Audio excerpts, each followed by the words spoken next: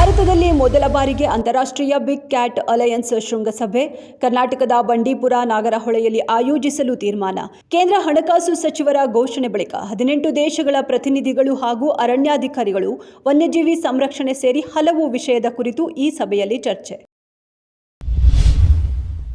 Fluoride ಮಿಶ್ರಿತ ಕುಡಿಯುವ ನೀರಿನಿಂದ 47 ಜನರಿಗೆ ಕಿಡ್ನಿ ವೈಫಲ್ಯ.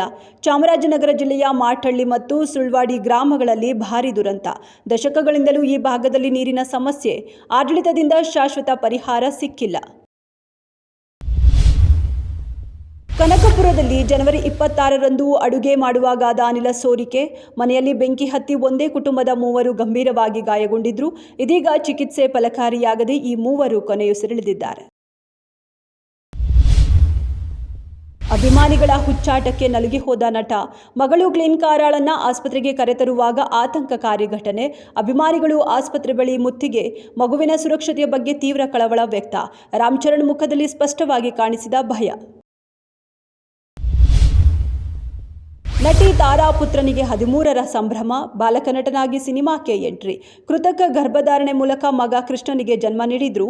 13ನೇ ವಸಂತಕ್ಕೆ ಕಾಲಿಟ್ಟಿರುವ ಕೃಷ್ಣ, ಶಿವಾರ್ಜುನ ಚಿತ್ರದ ಮೂಲಕ ಬೆಳ್ಳಿ ತೆರೆಗೆ ಪಾದಾರ್ಪಣೆ.